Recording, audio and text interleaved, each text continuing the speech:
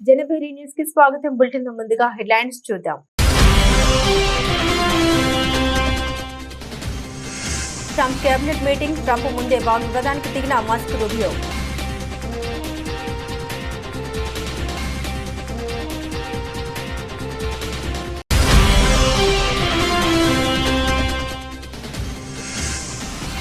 GST రేట్లు మరింత తగ్గుతాయి. ఆర్థిక మంత్రి నిర్మలా సీతారామన్ కీలక ప్రకటన.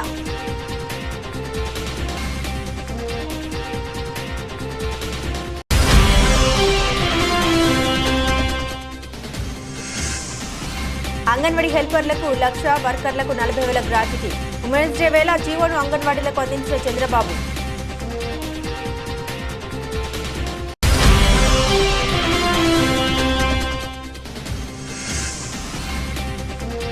మహిళలకు ఉచిత బస్సుపై చంద్రబాబు యూటర్న్. ఆగ్రహం వ్యక్తం చేసిన వైఎస్ షర్మిల.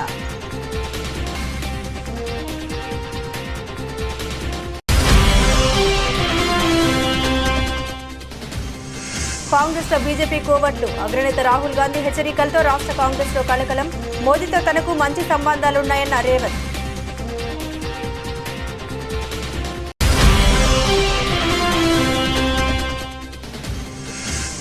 ఇంతటితో ఏమీ అయిపోలేదు, మున్ముందు చాలా ఉంది. సమంత సంచలన కామెంట్స్.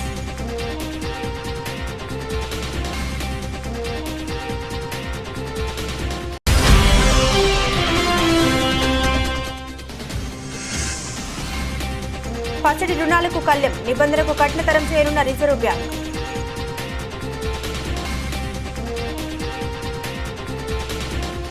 అమెరికాలో ఆసక్తికర ఘటన చోటు చేసుకుంది. అధ్యక్షుడు డొనాల్డ్ ట్రంప్ నిర్వహించిన కేబినెట్ మీటింగ్లో ప్రపంచ కుబేరుడు ఎలాన్ మస్క్, ఆ దేశ విదేశాంగ మంత్రి మార్కో రూబియో మధ్య ఘర్షణ చోటు చేసుకున్నట్టు తెలిసింది.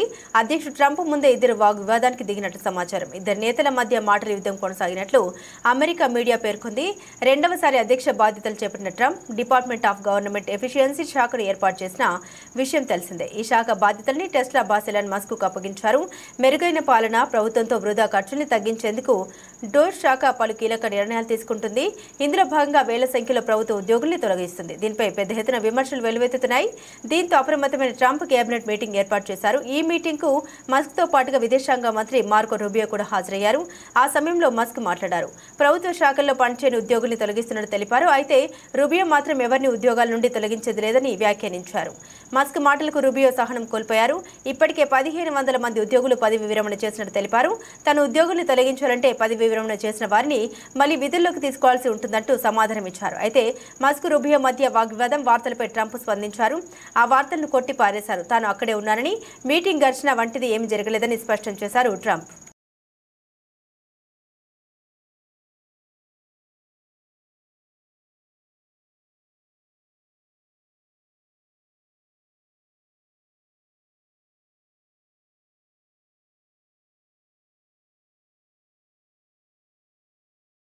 జీఎస్టీ రేట్లు స్లాబ్ తగ్గించే పని దాదాపు చివరి దశకు చేరుకుందని ఆర్థిక మంత్రి నిర్మలా సీతారామన్ సూచించారు. 2015లో 15.8% ఉన్న రెవెన్యూ న్యూట్రల్ రేటు 2023లో 11.4%కి తగ్గించామని, దీన్ని మరింత తగ్గిస్తామని ఆమె తెలిపారు. జీఎస్టీ రేట్లు స్లాబులను సరళీకరించే పని చివరి దశలో ఉందని ఆర్థిక మంత్రి తెలిపారు. జీఎస్టీ వసూలును స్థిరంగా ఉంచుతూ పన్ను చెల్లింపుదారులకు ఉపశమనం కల్పించాలని ప్రభుత్వం పరిశీలిస్తుంది. సెప్టెంబర్ 2021లో ఏర్పాటైన మంత్రుల బృందం స్లాబ్ సంస్కరణపై ఒక నివేదికను రూపొందించింది. తదుపరి జీఎస్టీ కౌన్సిల్ సమావేశంలో తుది నిర్ణయం తీసుకోవచ్చని నిర్మలా సీతారామన్ తెలిపారు. పన్ను సరళీకరణ నుండి పరిశ్రమలు, వ్యాపారవేత్తలకు ఉపశమనం లభిస్తుంది. పన్నులు తగ్గడం వల్ల వినియోగదారులు చౌకైన సేవల ఉత్పత్తుల్ని పొందవచ్చు. తగ్గిన పన్ను భారం వల్ల స్టార్టప్లు, ఎంఎస్ఎంఈలు ప్రయోజనం పొందుతాయి.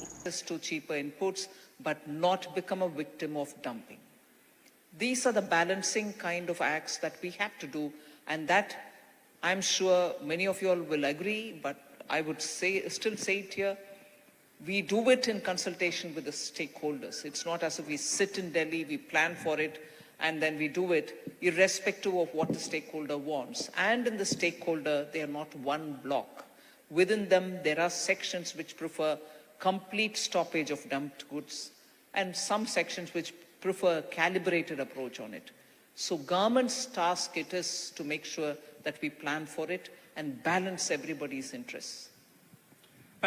You've spearheaded major reforms in taxation, now in personal tax, but previously also in corporate tax.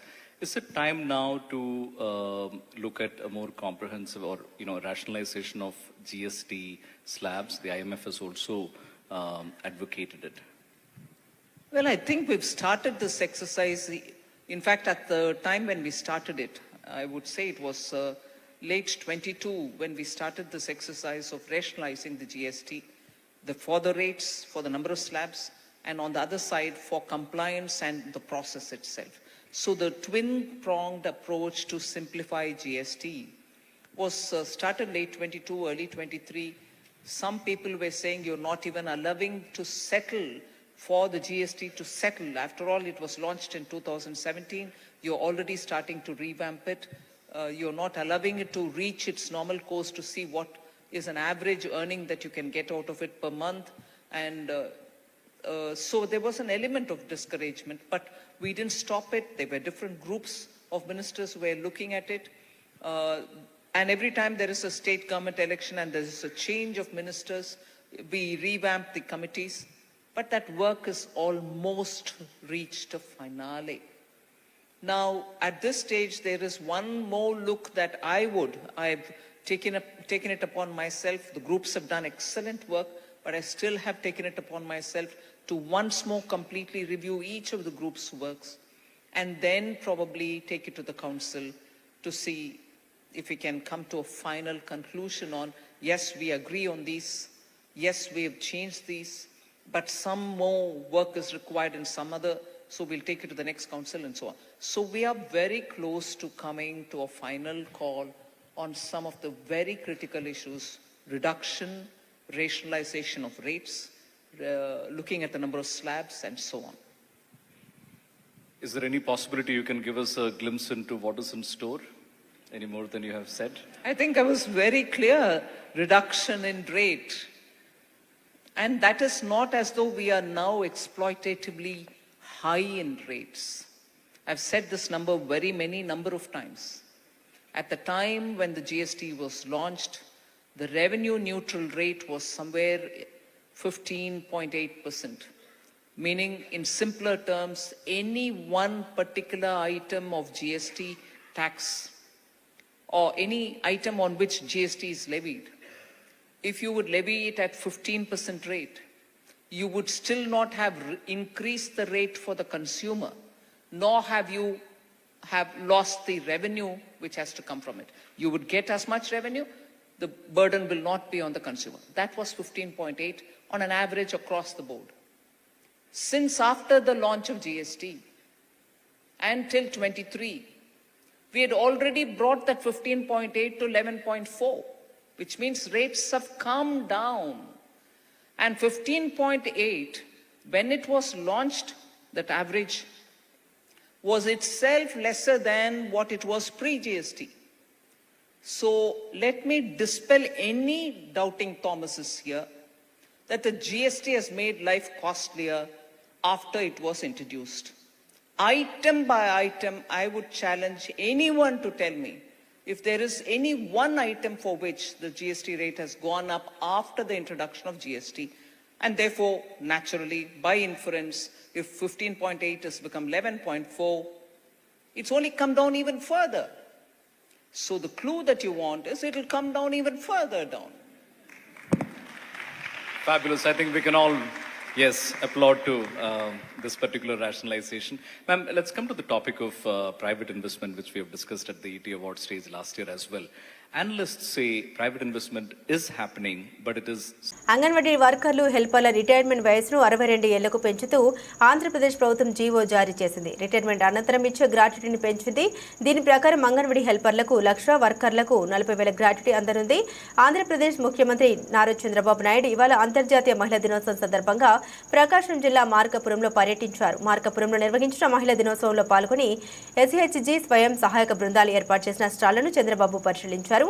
Anganwadi వర్కర్లు, హెల్పర్లకు ప్రయోజనాలు కల్పిస్తూ విడుదల చేసిన జీవోను అంగన్వాడీ ఉద్యోగులకు చంద్రబాబు నాయుడు అందించారు. కాగా SHG ఉత్పత్తుల గురించి చంద్రబాబు నాయుడు వివరాలు తెలుసుకున్నారు. అలాగే మహిళలు, చిన్నారులపై నేరాలు నివారించడానికి women and child safety wing ను చంద్రబాబు నాయుడు ప్రారంభించారు. అంతేకాదు 1.50 లక్షల మంది మహిళలకు ఫ్రీగా కుట్టు మిషన్లు ఇచ్చే కార్యక్రమం ప్రారంభించారు.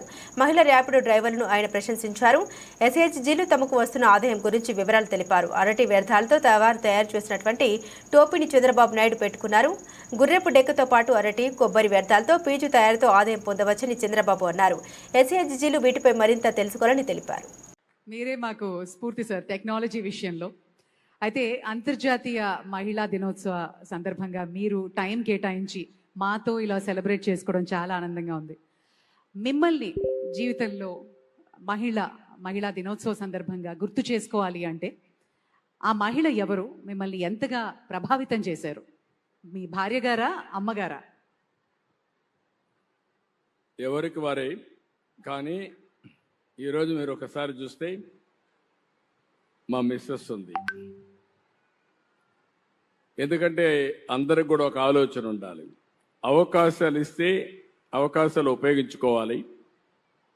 అదే సమయంలో మన సమర్థత నిరూపించుకునే అవకాశం వస్తుంది. బిగినింగ్లో మా మిస్సెస్ కూడా వ్యాపారాలు చేయడం తెలియదు. ఇంట్లో కూడా వాళ్ళకు అవసరం లేదు కాబట్టి ఎన్టీ రామారావు గారు కుమార్తెగా ఏ పని చేయాల్సిన అవసరం లేదనే ఉద్దేశంతో నేర్చుకోలేదు. నేను మంత్రి అయిన తర్వాత మళ్ళీ నాకు రాజకీయాల్లో యాక్టివ్గా 89లో మినిస్టర్ అయ్యే పరిస్థితి, 94లో మినిస్టర్ అయ్యాను. అప్పటికి నేను ఒక చిన్న ఇండస్ట్రీ పెట్టాను ఫ్యామిలీ బిజినెస్ కోసం. అప్పుడు ఇంట్లో లోకేష్ చిన్న కుర్రాడు. అప్పుడు నేను ఆలోచించి బిజినెస్ చూసుకోమని మా మిస్సెస్ను కోరాను.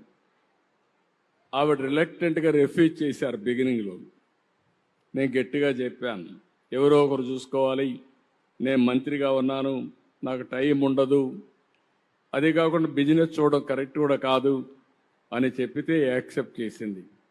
యాక్సెప్ట్ చేసిన తర్వాత నేను మంత్రిగా ఉండి మళ్ళా ముఖ్యమంత్రి అయ్యాను. 10 ఏళ్ళు రాజకీయాల్లో యాక్టివ్గా ఉంటే అక్కడి నుంచి అంచెలంచెలుగా ఒక సాధారణమైన మహిళ హెరిటేజ్ కంపెనీని డెవలప్ చేసి పిల్లలను కూడా అందరినీ, మా అబ్బాయిని కూడా బాగా చదివించి పెళ్ళైన తర్వాత ఇద్దరిని కూడా స్టాన్ఫోర్డ్ వరకు చదివించే పరిస్థితికి వచ్చిందంటే అది మహిళలకు ఉండే శక్తి అని చెప్పి నేను మీకు తెలియజేస్తున్నా. ఇప్పుడు అక్కడితో ఆగలేదు. ఎన్టీఆర్ మెమోరియల్ ట్రస్ట్ ద్వారా సేవా కార్యక్రమాలు చేస్తూ ఉంది. అంటే ఇప్పుడు సర్వీస్ యాక్టివిటీస్కి వెళ్ళింది. అంటే ఒక మహిళ మీరు గుర్తుపెట్టుకోవాల్సింది 10 మందికి స్ఫూర్తినిచ్చే స్థాయికి మీరు ఎదగాలి. నేను మా ఇంట్లో కూడా ఊహించలేదు. అలాంటిది మా మిస్సెస్ చేయగలిగిందంటే అందరికీ ఆ శక్తి ఉంది. అందుకే నేను మనస్ఫూర్తిగా మా మిస్సెస్ని అభినందిస్తున్నా. ఎందుకంటే ఓసారి మనం కూడా అక్నాలెడ్జ్ చేయాలి మంచి చెడుల్ని.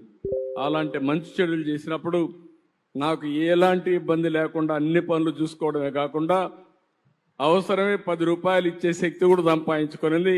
నాకు ఖర్చు పెట్టమంటే పెట్టే పరిస్థితి ఉన్నారు.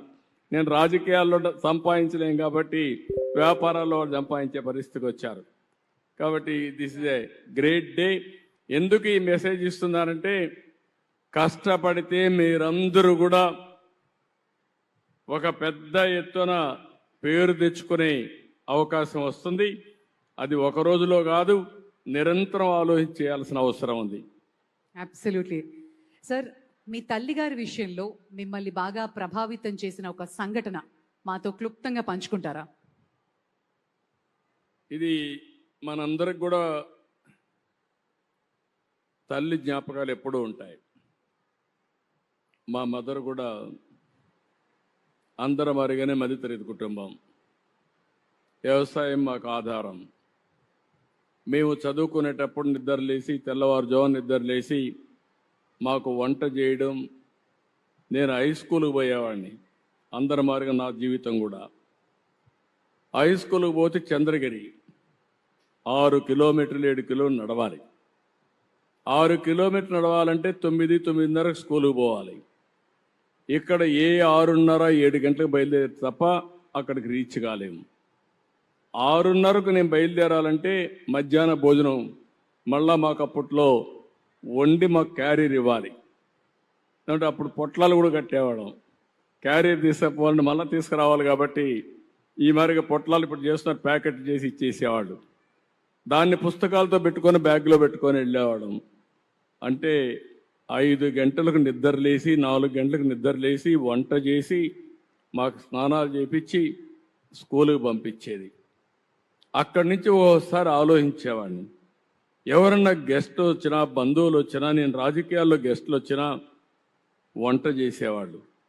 ఆ వంట చేసినప్పుడు ఆ వంట గదికి పోయి వస్తే బయట వస్తే కళ్ళంతా నీళ్లు కనపడేటివి. అంటే ఆ పొగంతా వచ్చేది, కడుపులోకి పొగబోయేది, కళ్ళ నీళ్లు వచ్చేటివి.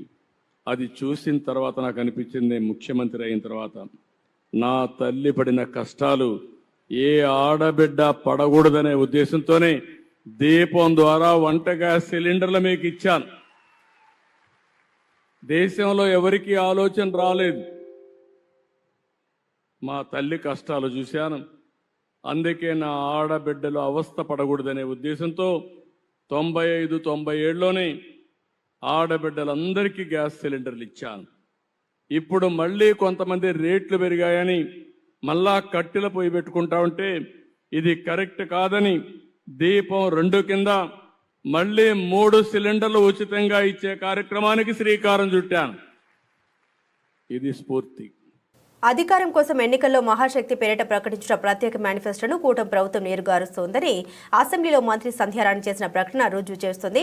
ఎన్నికల్లో మహిళలకు ఉచిత ఆర్టీసీ బస్సు హామీ ఇచ్చిన ప్రభుత్వం మంత్రి ప్రకటనతో యూటర్న్ తీసుకున్నట్లు స్పష్టమవుతుంది. ఈ వ్యవహారంపై ఏపీ కాంగ్రెస్ పార్టీ అధ్యక్షురాలు వైఎస్ షర్మిల తీవ్ర ఆగ్రహాన్ని వ్యక్తం చేశారు. CM Chandrababu, deputy CM Pawan Kalyan బీజేపీలపై మండిపడ్డారు. షర్మిల ఏరు దాటేంత వరకు ఓడ మల్లన్న, దాటాక బోడి మల్లన్నలా కూటమి ప్రభుత్వ తీరు ఉంది అంటూ వైఎస్ షర్మిల ఎద్దేవా చేశారు. మహిళలకు ఆర్టీసీ బస్సు ఫ్రీ అంటూ ఎన్నికల్లో ఉదరగొట్టి ఓట్లు వేయించుకొని ఇప్పుడు కండిషన్ అప్లై అనడం దారుణంగా అభివర్ణించారు. జిల్లా స్థాయి వరకే పథకాన్ని పరిమితం చేస్తామని చెప్పడం మోసంగా పేర్కొన్నారు. అమలు చేయాలనే చిత్తశుద్ధి లేక చెప్పే సాకులు అవి ఇవి అని తప్పుపెట్టారు. ఆదిలోనే యూటర్న్ తీసుకోవడం అంటే ఇదే మరి అని షర్మిల మండిపడ్డారు. ప్రభుత్వాన్ని ఏర్పాటు చేసి 9 నెలలు దాటినా ఉచిత ప్రయాణం కల్పించకుండా మహిళలను మోసం చేశారు. కమిటీల పేరుతో కాలయాపన చేశారు. రాష్ట్రాల పర్యటన పేరుతో విహారయాత్రలు చేశారు. పథకం అమలుకు ముందే ఇన్ని నిబంధన పెట్టే ఈ ప్రభుత్వం రేపు అమల్లోకి తెచ్చేసరికి నియోజకవర్గం, మండల స్థాయి వరకే ఫ్రీ అంటారేమో అని వైఎస్ షర్మిల వ్యంగ్యస్టాలు సంధించారు. కాంగ్రెస్ ప్రభుత్వం అధికారంలో ఉన్న తెలంగాణ, కర్ణాటక రాష్ట్రాల్లో మహిళలకు రాష్ట్రమంతా ఉచిత ప్రయాణం కల్పించినట్లు ఏపీలో కల్పించాలని షర్మిల డిమాండ్ చేశారు.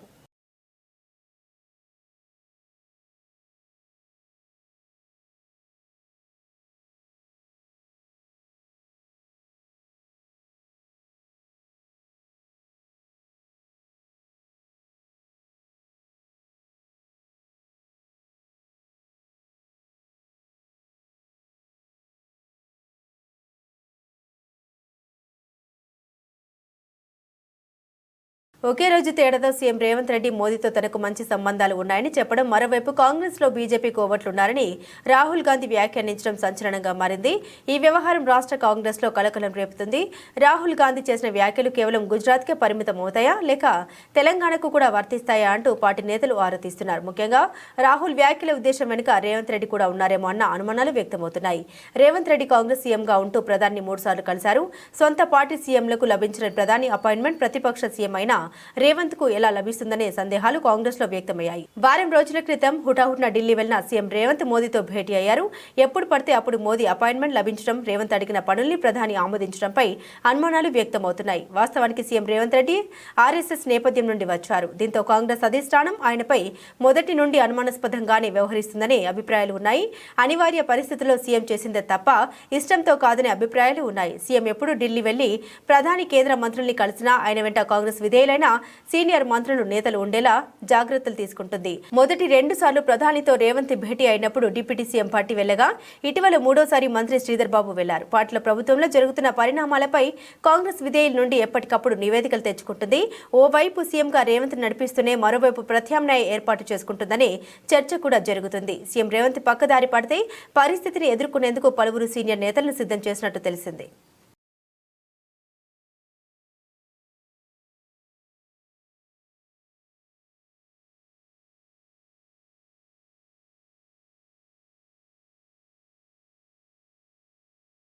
తెలుగు సినిమా రంగంలో అత్యంత ప్రజాదరణ పొందిన కథానాయికల్లో సమంత ఒకరు. గత కొన్ని సంవత్సరాలుగా ఆమె సినిమాలకు దూరంగా ఉన్నప్పటికీ అభిమానులు ఆమె నుండి కొత్త ప్రాజెక్టుల కోసం ఎదురుచూస్తున్నారు. ఇటీవల హనీ బన్నీ అనే వెబ్ సిరీస్ ద్వారా ప్రేక్షకులను అలరించిన సమంత ఇప్పుడు మరో 2 ప్రాజెక్టులతో బిజీగా ఉంది. సమంత వ్యక్తిగత జీవితం పలు ఒడిదుడుకులను ఎదుర్కొంటుంది. నాగ చైతన్యతో విడాకుల తర్వాత మయోసైటిస్ అనే ఆరోగ్య సమస్యతో ఆమె తీవ్రంగా బాధపడింది. దీనివల్ల సినిమాలకు బ్రేక్ ఇచ్చి చికిత్స తీసుకోవాల్సి వచ్చింది. అయితే ఈ కష్టాలను అధిగమించేందుకు ఆమె కృషి చేస్తూ మళ్లీ కెరీర్పై దృష్టి సారిస్తుంది. ఓ ఇంటర్వ్యూలో విలేకరి సమంతను ఈ క్లిష్ట సమయాలను మీరు ఎలా ఎదుర్కొన్నారు అని ప్రశ్నించగా ఆమె స్పందించారు. ఇంతటితో ఏమీ అయిపోలేదు, మున్ముందు చాలా ఉందని తెలిపారు. ఈ వ్యాఖ్యలు ఆమెను మళ్లీ ఫోకస్లోకి తెచ్చాయి. కొందరు ఆమె మాటల్ని నాగ చైతన్యతో జరిగిన బ్రేకప్ కు అన్వయించగా మరికొందరు ఆమె కెరీర్పై ఉద్దేశించి చెప్పారని అభిప్రాయపడ్డారు. ఇక అదే ఇంటర్వ్యూలో హీరో వరుణ్ సమంత ఎంతో బాధలో ఉన్నప్పటికీ అవేవీ కనిపించకుండా అద్భుతంగా నటించింది అంటూ ఆమెను ప్రశంసించారు. సినిమాల్లో అవకాశాలు తగ్గినప్పటికీ సమంత వెబ్ సిరీస్ ను ఎంచుకుంటూ తన అభిమానులను అలరిస్తుంది. ప్రస్తుతం రక్త్ బ్రహ్మాండ అనే వెబ్ సిరీస్ లో నటిస్తున్న ఆమె మరోవైపు మా ఇంటి బంగారం అనే సినిమా ప్రాజెక్టుతో కూడా బిజీగా ఉంది. సమంత మరోసారి తన కెరీర్ ను పునరుద్ధరించేందుకు సన్నాహాలు చేస్తుంది. త్వరలోనే కొత్త సినిమాలు వెబ్ సిరీస్ లో కనిపించనున్నట్లు సమాచారం. అభిమానులు ఆమె మళ్లీ తెలుగులో పూర్తి స్థాయిలో నటించాలని కోరుకుంటున్నారు.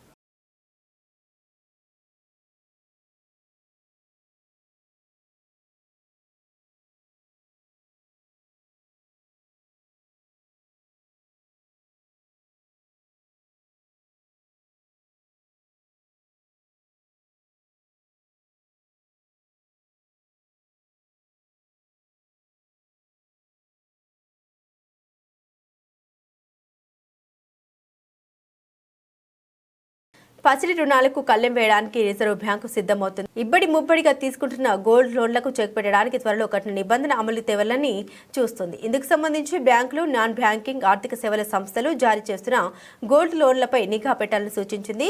గోల్డ్ లోన్ తీసుకున్న వారు ఈ నిధులను దేనికి వినియోగిస్తున్నారు, అసలు బంగారం వారిదేనన్న దానిపై పూర్తి వివరాలు సేకరించాలని బ్యాంకులకు సూచించింది. గడిచిన 6 నెలల్లో దేశవ్యాప్తంగా బంగారం తాకట్టుపై రుణాలు 50% పైగా పెరగడంపై ఆందోళన వ్యక్తం చేసిన సెంట్రల్ బ్యాంక్ దీనిపై ప్రత్యేక దృష్టి సారించింది. ధరలు రికార్డు స్థాయికి చేరుకోవడం వల్లే రుణాలు అత్యధికంగా తీసుకుంటున్నారని అనుమానాలు వ్యక్తమవుతున్నాయి. తీసుకున్న రుణాలు వారు దేనికి వినియోగిస్తున్నారన్న విషయంపై మానిటరింగ్ చేయాలని సూచించింది. రుణాలు తీసుకున్న వారి కుటుంబ వివరాలు, పసిడి వారిదేనా లేకపోతే ఇతరులది తీసుకుంటున్నారా అనే దానిపై సమాచారం సేకరించాలని పేర్కొంది.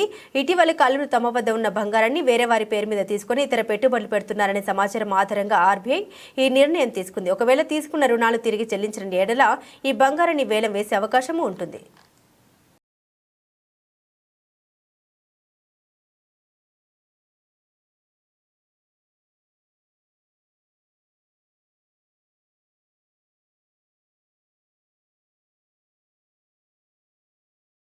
వర్ధన్నపేట పేద ప్రజల సొంతింటి కలను కాంగ్రెస్ ప్రజా ప్రభుత్వం నిజం చేస్తుందని వర్ధన్నపేట ఎమ్మెల్యే కేఆర్ నాగరాజు అన్నారు.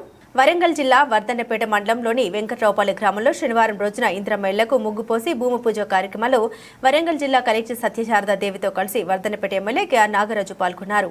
ఈ సందర్భంగా ఎమ్మెల్యే నాగరాజు అంతర్జాతీయ మహిళా దినోత్సవం సందర్భంగా కలెక్టర్ సత్యశారదా దేవిని మహిళా అధికారులను మహిళలను సన్మానించారు. బడుగు వర్గాల ఆత్మగౌరవం ఇందిరమ్మ ఇల్లు అని అన్నారు. పనులు జరుగుతున్న క్రమంలో నిధులు విడుదల చేయడం జరుగుతుందని త్వరగా పనులు పూర్తి చేయాలని లబ్ధిదారులకు తెలిపారు. అర్హులైన ప్రతి ఒక్కరికి ఇందిరమ్మ ఇళ్లను మంజూరు చేస్తామని, ఇండ్ల కోసం ఎవరు ఆందోళన చెందవలసిన అవసరం లేదని, విడతల వారీగా అర్హులైన ప్రతి ఒక్కరికి ఇండ్లు మంజూరు అవుతాయన్నారు. అందరూ తీర్మానం చేసి వెంకట్రావులను పెట్టుకుంటే ఇమీడియట్లీ రెవెన్యూ శాఖ మంత్రితో మాట్లాడి ఈ యొక్క గ్రామాన్ని వెంకట్రావుపల్లిగా మార్చడం జరిగింది. ఈరోజు నా చేతుల మీద వెంకట్రావుపల్లిలో మేడం గారు ఈరోజు మహిళా దినోత్సవ సందర్భంగా అందరికీ ఎవరైతే నా యొక్క ఫస్ట్ అంబిషన్ ఒంటరి మహిళకు ఇవ్వాలి ఇల్లు అంటే నా ఇంద్రమ్మ కమిటీ అందరికీ చెప్పిన సోదరులకు సోదరిమణులకు ఎవరైతే భర్త చనిపోయి భార్య ఒక్కతే పిల్లల్ని పెట్టుకొని పాపం సంసార భారాన్ని మోసుకుంటూ వెళ్తుందో వారిని గుర్తించండి, వారికే ప్రథమంగా ఇవ్వండి అని చెప్పాను. మహబూబాబాద్ జిల్లా సురోల్ మండలం అందనాలపాడు గ్రామంలో కేంద్రీయ సమగ్ర సస్యరక్షణ కేంద్రం హైదరాబాద్ వారి ఆధ్వర్యంలో రైతు క్షేత్ర పాఠశాలలో భాగంగా రైతులకు సమగ్ర సస్యరక్షణ కిట్లు ఐపీఎం అందించడం జరిగింది. ఈ కార్యక్రమంలో అసిస్టెంట్ ప్లాంట్ ప్రొటెక్షన్ ఆఫీసర్ బసవన్నప్ప పర్యవేక్షణలో గత 6 వారాల నుండి క్షేత్రస్థాయిలో మిరప పంట వేసినప్పటి నుండి పంట చేతికి వచ్చే వరకు పాటించవలసిన అన్ని సస్యరక్షణ పద్ధతులపై రైతులకు అవగాహన కల్పించారు. సమగ్ర సస్యరక్షణ పద్ధతిలో ఎర్ర అట్టలు వాడడం, వేసవిలో లోతు దుక్కులు దున్నుకోవడం, వరి పొలాల్లో కాలి బాటలు విడిచిపెట్టడం, అదేవిధంగా రాబోయే కాలంలో రైతులకు పురుగుల మందుల వాడకాన్ని తగ్గించి సేంద్రియ ఎరువుని అధిక మొత్తంలో ఉపయోగించాలని వాళ్ళు అన్నారు. అందనాలపాడు గ్రామంలో ఈరోజు రైతు సోదరులకు రైతు క్షేత్ర పాఠశాల అంటే భారత ప్రభుత్వం యొక్క వ్యవసాయ శాఖ ఆధ్వర్యంలో నడిచే రైతు క్షేత్ర పాఠశాల కార్యక్రమంలో ఈరోజు రైతు సోదరులకు ఐపీఎం కిట్లు అనేది పంపిణీ చేయడం జరిగింది. ఈ ఐపీఎం కిట్లలో భాగంగా రైతుకి పురుగు మందులు పిచికారీ చేసుకునేటప్పుడు పెట్టుకోవాల్సిన గ్లాసెస్ కానీ, అదేవిధంగా ఈ గ్లౌజెస్, ఇటువంటి గ్లౌజెస్, అదేవిధంగా రైతు తన పొలంకి వెళ్ళేటప్పుడు దాంట్లో మిత్ర పురుగులు, శత్రు పురుగుల శాతం ఎంత ఉంది అని తెలుసుకోవడానికి అనుకూలంగా ఉండేటట్టు ఈ స్వీప్ నెట్ అనేది ఒకటి ఇవ్వడం జరిగింది.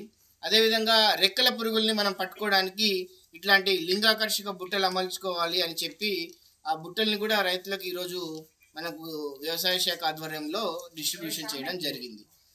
అదేవిధంగా మీరు గమనించినట్లయితే ఈ సమగ్ర సస్యరక్షణ పద్ధతుల్లో ఎర్ర పంటలు వాడటం, అదేవిధంగా జిగురు అట్టలు పెట్టుకోవడం, అదేవిధంగా వేసవిలో లోతు దుక్కులు దున్నుకోవడం, కాలి బాటలు విడిచిపెట్టడం వరి పొలంలో, ఇలాంటి సమగ్ర సస్యరక్షణ పద్ధతులన్నీ రైతులకు ఈరోజు వివరించడం జరిగింది. రాబోయే కాలంలో పురుగు మందుల వాడకాన్ని మరింతగా తగ్గించాలనే ఉద్దేశంతో ఈ కార్యక్రమం అనేది చేపట్టడం జరిగింది. జనగామ జిల్లా పాలకుర్తి నియోజకవర్గం పాలకుర్తి మండల కేంద్రంలోని ఎమ్మెల్యే క్యాంపు కార్యాలయంలో పాలకుర్తి బ్లాక్ కాంగ్రెస్ అధ్యక్షుడు రాపాక సత్యనారాయణ ఆధ్వర్యంలో మీడియా సమావేశం నిర్వహించి మాట్లాడారు. పాలకుర్తి నియోజకవర్గ ఎమ్మెల్యే యశస్విని రెడ్డి ఇన్ఛార్జ్ ఝాన్సీ రెడ్డిలపై ఏఐసీసీ ఇన్ఛార్జ్ మీనాక్షి నటరాజన్ గారికి తప్పుడు ఆరోపణతో వినతి పత్రాన్ని ఇవ్వడం సిగ్గుచేటని, పాలకుర్తి నియోజకవర్గ వర్గానికి మా నాయకురాలు దాచుకోవడానికి రాలేదని బీఆర్ఎస్ నాయకులు సోషల్ మీడియా ద్వారా, యూట్యూబ్ ఛానళ్ల ద్వారా వ్యతిరేక ప్రచారాలు చేసినా ప్రజలు నమ్మే పరిస్థితి లేదని, రైతులను ఆదుకోవాలనే ఉద్దేశంతో తమ సొంత నిధులతో కాల్వల్లో కూరుకుపోయిన మట్టిని తొలగించి కాల్వల ద్వారా నీళ్లను అందజేస్తున్న ఘనత మా నాయకురాలదని, కాంగ్రెస్ పార్టీలో కోవటర్గా చలామణి అవుతున్న నాయకులు ఇప్పటికైనా పద్ధతి మార్చుకోవాలని, రాబోయే రోజుల్లో మీ మంచితనాన్ని గుర్తించి కాంగ్రెస్ పార్టీ ఒక ఆలోచన చేస్తోందని, అంతేగాని ఇలాంటి చిల్లర పనులు చేస్తే కాంగ్రెస్ ఊరుకోదని, కాంగ్రెస్ పార్టీలో ఉన్న నాయకులు కొత్త పాత అనే తేడా లేకుండా ఝాన్సీ రెడ్డి గెలుపుకై కాంగ్రెస్ పార్టీ బలోపేతానికి కృషి చేస్తున్నారని, ఝాన్సీ రెడ్డి దమ్మెందో అసెంబ్లీలో ఎన్నికల్లోని ప్రతిపక్ష నాయకులు చూశారని హెచ్చరించారు. ఈ కార్యక్రమంలో తొర్రూరు బ్లాక్ కాంగ్రెస్ అధ్యక్షుడు హమ్య నాయక్, నియోజకవర్గ యూత్ అధ్యక్షుడు ధరావత్ రాజేష్ నాయక్, పాలకుర్తి కొడకండ్ల, పెద్దవంగర మండలాల అధ్యక్షులు గిరగాని కుమారస్వామి, ధరావత్ సురేష్ నాయక్, ముద్దసాని సురేష్, పాలకుర్తి ఏఎంసీ చైర్మన్ మంజులా నాయక్, మహిళా బ్లాక్ కాంగ్రెస్ అధ్యక్షురాలు వడ్లకొండ తార, శ్రీవర్ణ, ముఖ్య నాయకులు, ఆయా మండలాల యూత్ అధ్యక్షులు, ముఖ్య నాయకులు, యువజన నాయకులు, మహిళా నాయకురాలు పాల్గొన్నారు. ఆకాశ రామన్న రాసిన ఏదైతే మా తెలంగాణ ఇన్ఛార్జ్ గారికి ఇచ్చినటువంటి లెటరు, దీని వెనుక కొంతమంది ప్రతిపక్ష నాయకుల కుట్రగా ఉందని మేము భావించడం జరుగుతుంది. ఎందుకంటే కొద్ది రోజులలోనే ఈ పాలకుర్తి నియోజకవర్గంలో 14 నెలల కాలంలో వాళ్ళు దాచుకోవడం జాన్సమ్మ గారు, ఎమ్మెల్యే యశస్వి రెడ్డి గారు దాచుకోవడానికో రాలే. 1000 కోట్లు కుంభకోణం చేసినటువంటి బీఆర్ఎస్ నాయకులు ఇవాళ ఏ స్థాయి నుంచి ఏ స్థాయికి ఎదిగిందో ప్రజలందరికీ తెలుసు. బులెటిన్ ముగించే ముందు హెడ్లైన్స్ మరోసారి.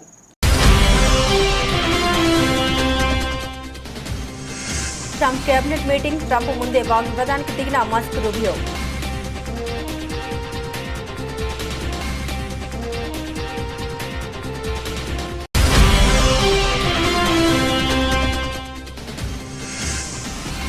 జీఎస్టీ రేట్లు మరింత తగ్గుతాయి, ఆర్థిక మంత్రి నిర్మలా సీతారామన్ కీలక ప్రకటన.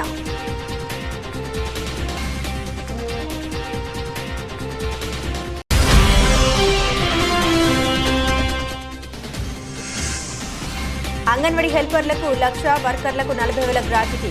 ఉమెన్స్ డే వేళ జీవోను అంగన్వాడీలకు అందించిన చంద్రబాబు.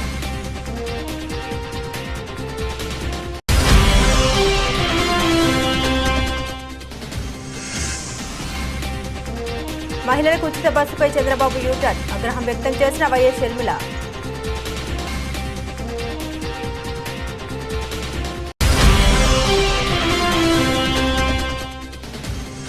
కాంగ్రెస్ లో బీజేపీ కోవర్లు, అగ్రనేత రాహుల్ గాంధీ హెచ్చరికలతో రాష్ట్ర కాంగ్రెస్ లో కలకలం. మోదీతో తనకు మంచి సంబంధాలున్నాయన్న రేవంత్.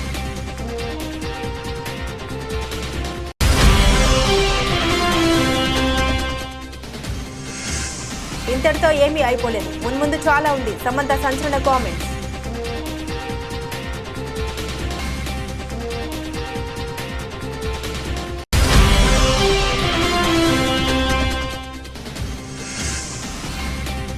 పచ్చడి రుణాలకు కళ్లెం నిబంధనలకు కఠినతరం చేయనున్న రిజర్వ్ బ్యాంక్.